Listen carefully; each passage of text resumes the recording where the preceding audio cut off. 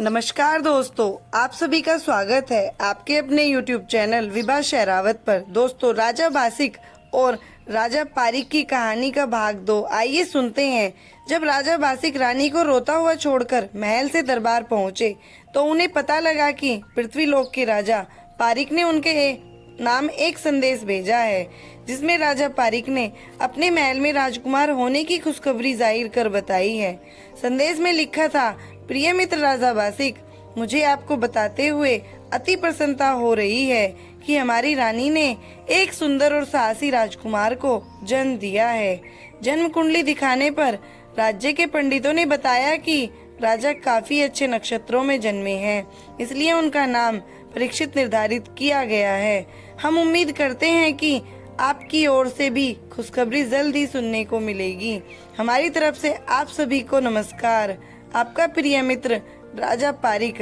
यह समाचार सुनते ही राजा बासिक सुन रह गए, मानो एक एक शब्द ने उनके हृदय पर जैसे आत्मघाती हमला कर दिया हो। राजकुमार के नाम से अब राजा बासिक की चिंता और बढ़ने लगी थी। दूसरी तरफ रानी किसी भी हालत में अपनी राजकुमारी को बचाना चाहती थी, जिसके लिए रानी ने मन ही मन एक योजना बनाई और अपनी सबसे भरोसेमंद बांदी नौकरानी को बुलाया और बोली, रानी बांदी से, देखो बांदी, तुम्हें तो याद ही होगा जब मैं ब्याह कर इस राज्य में आई थी तब मेरे पिताजी ने तुम्हें मेरे साथ भेजा था ताकि तुम हमारी हर बात का आदेश मानकर उसका पालन कर सको और हमारा ख्याल रख सको। आज हम पर बहुत बड़ी मुसीबत आन पड़ी है, तो इसमें मेरा साथ देना आपका कर्तव्य बनता है। बांदी हाथ जोड़कर, महारानी आप मुझे आज्ञा दें, मैं आपके लिए अपनी जान तक कुर्बान कर दूंगी। रानी, तो तुम हमारा एक काम करो, हमारी पुरानी सहेली शीला सेठानी को बुलाकर हमारे पास ले आओ और इस बात का विशेष ध्यान रखना कि इसकी सूचना किसी और को ना मिल पाए। बांदी, ठीक है रानी, आप इसकी चिंता बिल्कुल ना करें। कृपया आप थोड़ा अंधेरा होने की प्रतीक्षा करें, मैं आपकी सूचना शीला सेठानी तक अवश्य पहुंचा दूंगी। दोस्तों, शीला सेठानी और रानी बचपन की सहेलियां थी। दोनों का पियर एक ही था।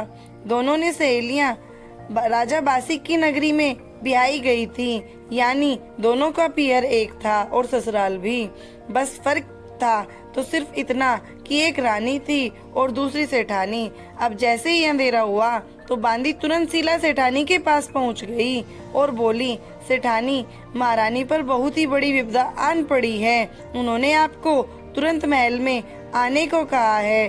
वार्तालाप के दौरान सेठानी को जैसे ही पता लगा कि यह कार्य खुफिया है तो सेठानी ने बांदी को तुरंत वहां से जाने को कहा और बोली, रानी से कहना मैं थोड़े समय बाद महल में पहुंच जाऊंगी।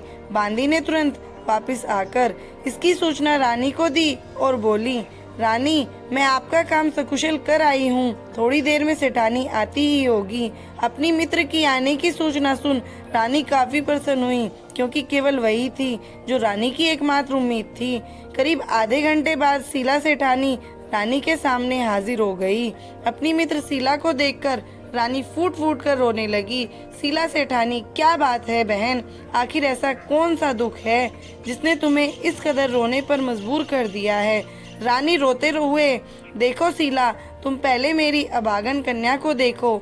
शीला सेठानी ने लड़की को देखा और बोली, बहन, तुम्हारी राजकुमारी तो बहुत ही सुंदर है, किंतु इसमें रोने वाली क्या बात है? रानी ना चाहते हुए भी खुद को रोने से रोक नहीं पा रही थी, लेकिन कैसे ना कैसे रानी ने राजा बासिक की कई सारी बातें शीला सेठानी को बता दी और साथ ही यह भी बताया कि राजकुमारी को आज रात ही मारने का हुक्म दिया है। शीला सेठानी को भी यह बात सुनकर काफी धक्का लगा। फिर उसने आश्चर्य से रानी से पूछा, तो बहन, मैं इसमें तुम्हारी क्या मदद कर सकती हूँ, बताओ। रानी, शीला, मैं चाहती हूँ इस लड़की को तुम अपने घर ले जाओ और वहीं इसका पालन पोषण करो और इसके बदले में तुम्हारे पास जो पालतू खरगोश है उसको मारकर उसकी दोनों आंखें निकालकर बांदी के हाथों मेरे पास पहुंचा दो, ताकि मैं राजा को दिखा सकूं कि ये हमारी ही राजकुमारी की आंखें हैं। शीला, कुछ सोचते हुए, बहन समस्या तो काफी गंभीर है। इस योजना को आगे बढ़ाने के लिए मुझे अपने पति रतन सेठ को भी इसमें शामिल करना होगा, लेकिन मैं तुमसे वादा करती हूँ कि तुम्हारी सहायता के लिए मैं अपने पति को अवश्य मना लूंगी। अपनी सहेली की सहायता मिलने से अब रानी को एक उम्मीद की किरण नजर आने लगी थी। रानी के गम के आंसू अब खुशी के आंसू में तब्दील होने लगे थे। रानी, तो ठीक है, मैं बांदी को भेजकर अभी सेठ जी को बुलवा देती हूँ। रानी ने बांदी को तुरंत रतन सेठ को बुलाने का आदेश दिया। कुछ ही देर बाद बांदी रतन सेठ को साथ लेकर महल आ गई और सेठ को रानी के सामने एक कुर्सी पर बैठा दिया। अब रानी ने रतन सेठ को सारी योजना समझाई। एक ऐसी योजना सुन जो राजा के खिलाफ थी। रतन सेठ के पसीने छूटने लगे।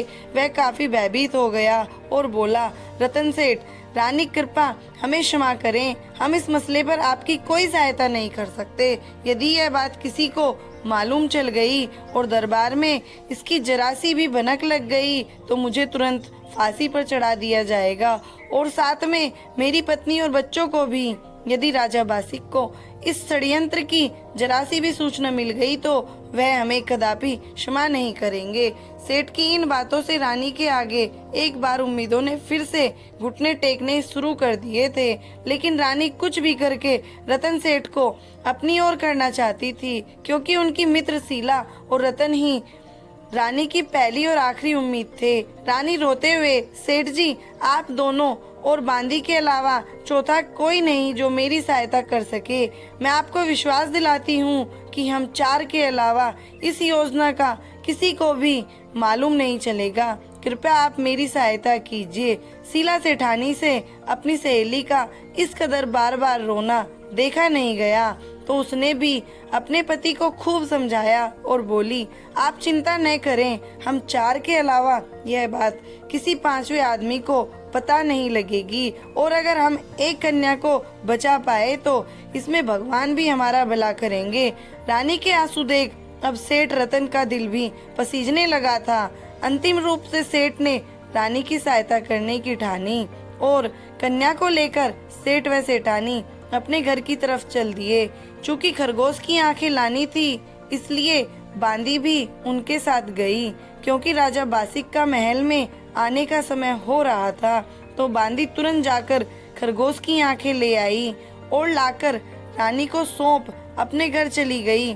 थोड़ी देर बाद राजा बासिक महल में आए और देखते हैं कि रानी अपने सामने दो छोटी छोटी आंखें रखे हुए हैं और उन्हें देखते हुए लगातार रोती जा रही है। जब राजा ने रानी का हाल देखा तो उन्हें सच में यकीन हो गया कि रानी ने राजकुमारी को मरवा दिया है। राजा के दिल में रानी के लिए बहुत ही गहरा प्यार उमड़ आया।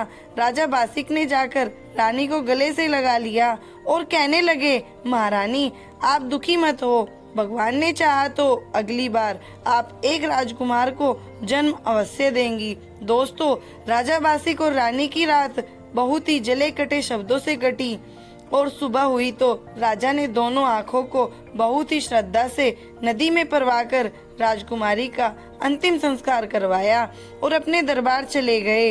इधर सेठ रतन और सेठानी शीला ने एक पंडित को बुलाकर कन्या का नामकरण करवाया। तो पंडित ने कहा, सेठ जी, कन्या तो बहुत ही सुंदर है, इसलिए मैं इसका नाम निहालते रखता हूँ। आप इस कन्या को दुनिया की नजरों से बचा कर रखना, इसे नजर भी लग सकती है क्योंकि यह कुछ ज्यादा ही सुंदर है। पंडित जी की बातों से सेठ और सेठानी काफी प्रसन्न हुए। उन्होंने पंडित जी को दान दक्षिणा दी और पंडित जी वहाँ से चले गए। उधर राजा बासिक दरबार लगा अपने मंत्रियों और योद्धाओं को बुलाकर आगे की समस्याओं के बारे में विचार करने लगे। आखिरकार काफी विचार विमर्श के बाद राजा ने समस्या का निष्कर्ष निकाल लिया और पंडित को बुलाकर राजा पारिक के नाम एक संदेश लिखवाने लगा। प्रिय मित्र राजा पारिक, हमें जानकर अति प्रसन्नता हुई कि आपके महल में राजकुमार परीक्षित ने जन्म लिया है, किंतु मित्र, आपको जानकर दुख होगा कि हमारे महल में एक मृत राजकुमारी ने जन्म लिया है। हमारी तरफ से आप सभी को नमस्कार। आपका प्रिय मित्र राजा बासिक। इतना संदेश लिखवाकर राजा बासिक ने एक दूत के हाथों पत्र राजा पारीक के पास पहुंचा दिया। दोस्तों, भाग 3 में आप पढ़ेंगे कि क्या राजा बासिक को राजकुमारी के जिंदा होने की भनक मिलेगी। यदि हाँ तो राजा कौन सी सजा देंगे सेठ रतन और सेठानी शीला को और इन सब के परे रानी को। क्या राजा पारीक राजा बासिक के भिजवाए संदेश पर विश्वास करेंगे या है कोई ऐसा जो खोलेगा राजा पारीक के आगे राजा बासिक के सारे राज। जानने के लिए बने रहे मेरे चैनल के साथ। भाग 3। राजा बासिक का दूत जब राजा पारीक के दरबार में पहुंचा तो सभा में मौजूद सभी जन काफी प्रसन्न हुए। दूत का जोरों शोरों से स्वागत किया गया। दूत भी राजा पारीक की स्वागत शैली से काफी प्रभावित था, लेकिन इस कार्य कुशलता के बाद उसके जहन में अब एक डर जन्म लेने लगा था। उस झूठे संदेश का डर जो राजा बासिक ने राजा पारीक के लिए भिजवाया था। आखिरकार अब वह घड़ी आ चुकी थी जब राजा पारीक ने संदेश पढ़ने का हुक्म दिया। जैसे ही एक पंडित ने संदेशा पढ़कर सुनाया तो राजा पारीक, मंत्रीगण और सभा में मौजूद सभी जन चकित रह गए। सभा में एक सन्नाटा सा छा गया। आखिरकार सब सोचने को मजबूर हो गए कि यह कब और कैसे हुआ। चूंकि दूत राजा बासिक के लोक से था, इसलिए राजा पारीक ने सभा का सन्नाटा तोड़ते हुए कहा, जब तक यह दूत हमारी नगरी में रुकना चाहे रुक सकते हैं, तब तक इनकी मेहमान नवाजी में किसी भी तरह की कोई कमी नहीं आनी चाहिए। और जब भी इनका जाने का मन हो, खजांची को कहकर इन्हें अच्छी भेंट दें। दोस्तों, दूत को तो अतिथि गृह में भेज दिया गया, किंतु राजा पारीक इतने भी बोले और ना समझ नहीं थे कि वह केवल दूत के हाथों भेजे गए एक संदेश में विश्वास कर हाथ पर हाथ रखकर बैठ जाएं। उन्होंने तुरंत अपने राज्य के ज्ञानी पंडितों को सभा में एकत्रित होने का हुक्म दिया। पंडितों को जैसे ही राजा का समाचार मिला तो वे सभी अपने अपनी पोथी पुस्तक उठाकर दरबार में एकत्रित होने लगे। जो ज्यादा बुजुर्ग पंडित थे, यानी जो चल फिर नहीं सकते थे, उनके लिए पालकी की व्यवस्था की गई, क्योंकि ज्यादा बुजुर्ग पंडित ज्यादा बड़े विद्वान माने जाते थे। वे किसी भी समस्या की जड़ तक पहुंचने में समर्थ होते थे। चूंकि यह मसला काफी गंभीर था, इसलिए इसमें सभी की उपस्थिति काफी अहमियत रखती थी। जब सभी पंडित दरबार में एकत्रित हो गए तो राजा पारीक ने कहा, नमस्कार पुरोहितों, जैसे कि हम सब जानते हैं, हमारे राज्य को चलाने में आप जैसे विद्वानों की विशेष भूमिका रही है। जब जब हमारी नगरी में कोई संकट आया है, तब तब आप लोगों ने हर समस्या का समाधान निकाला है और हमें विकट से विकट परिस्थितियों से निकाला है। आज एक ऐसी ही संकट हमारी नगरी और हमारे स्वाभिमान पर आन पड़ी है। पंडित बताइए महाराज, हम किस प्रकार आपकी सहायता कर सकते हैं। तो राजा पारीक ने राजा बासिक के साथ हुई मुलाकात और आज राजा बासिक द्वारा भेजे गए संदेशे का सारा विवरण पंडितों को सुना दिया और बोले, तो आप अपने अपने पत्रे खोलकर इस समस्या का पूरा विवरण मुझे बताइए कि राजा बासिक अपने संदेश के माध्यम से कहाँ तक सच और कहाँ तक झूठ बोल रहे हैं। दोस्तों, उन दिनों पंडित ही एक ऐसा जरिया होते थे जो हर बीता हुआ कल और आने वाले कल के बारे में सही सही बता सकते थे। राजा की सारी कहानी सुनने के बाद सभी पंडित अपनी अपनी पोथी खोल अपने कार्य में जुट गए। अपने कार्य में जुटे हुए पंडितों को एक दिन बीत गया, लेकिन कोई निष्कर्ष नहीं निकला। फिर दूसरा दिन, आखिरकार तीसरे दिन की शाम सारे पंडित अपने अपने निर्णय पर पहुंच गए। सभी पुरोहितों ने अपनी अपनी जानकारी एक बुजुर्ग पंडित को बताकर कहा, आप हम सब में सबसे बड़े हो, यदि आप ही पूरी कहानी महाराज को अपने मुख से बताओ तो अच्छा रहेगा। बुजुर्ग पंडित ने सभी पुरोहितों की बात पर सहमति जताई और राजा पारीक से बोले, महाराज, राजा बासिक को आपसे कोई दुश्मनी नहीं। दुश्मनी है तो सिर्फ इतनी कि उनकी रानी ने एक कन्या को जन्म दिया और आपकी रानी ने एक राजकुमार को। उनका मानना है यदि वह अपनी कन्या आपके राज्य में भी आते हैं तो उन्हें लड़की वालों की तरफ से होने के कारण अपना सिर सदैव आपके सामने झुकाना पड़ेगा।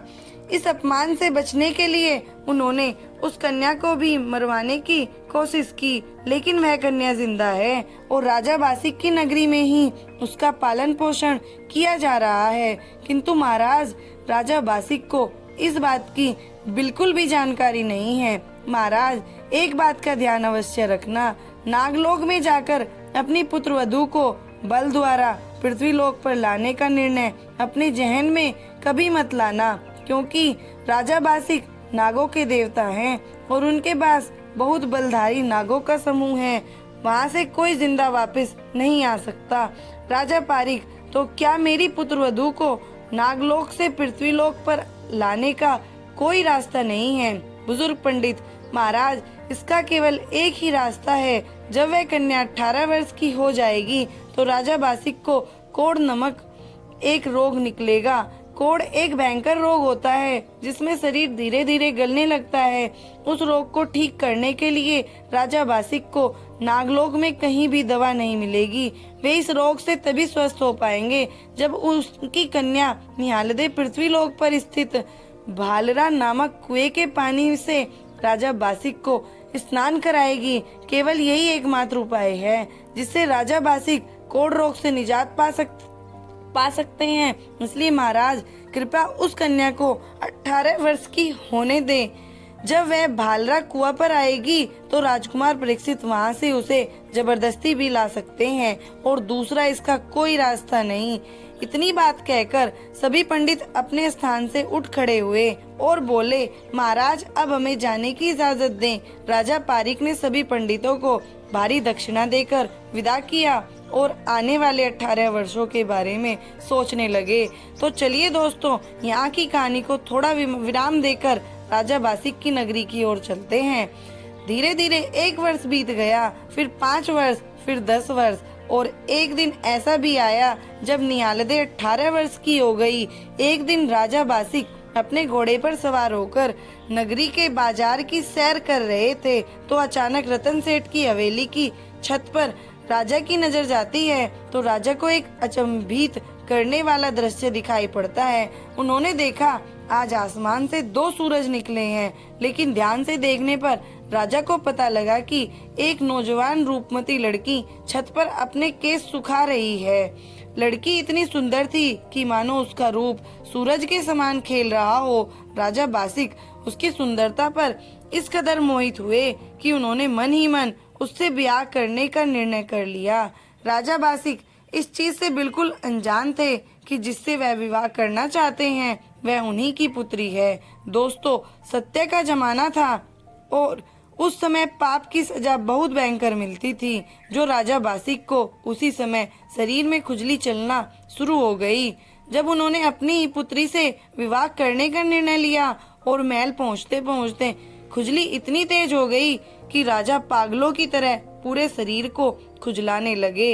यही वह वक्त था जब राजा बासिक कोढ़ नामक रोग की गिरफ्त में आ चुके थे। अब राजा का शरीर धीरे धीरे गलने लगा था। रोग ने राजा को चारों तरफ से घेर लिया था। एक से एक नामी वेद हकीमों को बुलाया गया। सभी ने अपनी अपनी दवाइयां भी दी, लेकिन कोई फायदा नहीं हुआ। आखिर सब विफल होने के बाद राजा ने राज्य के सभी ज्ञानी पंडितों को सभा में एकत्रित होने का हुक्म दिया। जब सभी पंडित सभा में एकत्रित हो गए तो राजा बासिक ने कहा, पंडितों, अपनी अपनी पोथी खोलिए और अपना दिमाग इस्तेमाल कीजिए और मुझे बताइए कि मैं इस भयंकर बीमारी की गिरफ्त में कैसे आया, जो दिन रात मेरे पूरे शरीर को खाए जा रही है, और इसका क्या उपाय है। राजा का हाल देखकर पंडित भी काफी चौंक गए। फिर वे अपनी अपनी पोथी खोलकर बैठ गए। निष्कर्ष पर पहुंचते पहुंचते उन्हें शाम हो गई। वे सभी समस्या की जड़ तक तो पहुंच गए, किंतु कोई भी पंडित कुछ बोलता ही नहीं। वे सब राजा के खिलाफ उस षड्यंत्रकारी योजना को बताते हुए काफी डर रहे थे, जो उनकी रानी ने बनाई थी। काफी वक्त गुजरने के बाद जब किसी भी पुरोहित के मुंह से कोई शब्द नहीं निकला तो राजा बासिक काफी गुस्से में आ गए और बोले, क्या हो गया? क्या तुम्हारी विद्या अब विफल हो गई? क्या अब हम तुम्हें राज्य के ज्ञानी पंडितों की उपाधि देना बंद कर दें? फिर भी किसी पंडित के मुंह से कोई आवाज न निकली। फिर राजा बासिक ने कहा, तो ठीक है, आज आप सब अपने अपने घर जाइए और इस समस्या पर विचार कीजिए। यदि कल तक आप लोगों ने मुझे इस पर कोई टिप्पणी नहीं दी तो याद रखना, मैं आप सभी को फांसी पर चढ़ा दूंगा। राजा के मुख से ऐसे कथन सुनने के बाद सभी पंडित डरते डरते अपने घर चले गए। घर जाकर पंडितों ने चौपाल में एक सभा आयोजित की और उनमें से एक ने कहा, देखो भाइयों, यदि हम राजा को सही बताएंगे तो भी मारे जाएंगे और नहीं बताएंगे तो भी मारे जाएंगे। आखिर हम करें तो क्या करें? फिर सभी पंडित एक बुजुर्ग पुरोहित के चरणों में गिरकर कहने लगे, दादा, आप हम सभी से विद्वान हैं और बुजुर्ग भी, कृपया आप ही कोई हल निकालें। अपने सामने इतने सारे भयभीत चेहरों को देखते हुए बुजुर्ग पंडित ने कहा, तो ठीक है, कल मैं बताऊंगा राजा को सारा सत्य। यदि राजा को दंड देना होगा तो मुझे दे देंगे, वैसे भी मेरी तो अब उम्र हो गई है। तुम सब कल दरबार में मेरे पीछे बैठ जाना और सारा काम मुझ पर छोड़ दो। दोस्तों, भाग 4 में आप पढ़ेंगे, जब राजा बासिक को सत्य का पता लगेगा तो क्या प्रतिक्रिया होगी उनकी, आखिर क्या सजा देंगे राजा रानी को इस षड्यंत्र की, या फिर राजा अपना लेंगे अपनी राजकुमारी निहालदे को। लेकिन इन सब के बाद आखिर वो कौन सा कदम था जो राजा बासिक के उस झूठे संदेश के पर उठाने वाले थे? जानने के लिए बने रहे मेरे चैनल विभा सहरावत के साथ। धन्यवाद दोस्तों। अगर आपको मेरी ये कहानी अच्छी लगी हो तो प्लीज़ मेरे चैनल को लाइक करें, सब्सक्राइब करें, शेयर करें और कमेंट करें। धन्यवाद।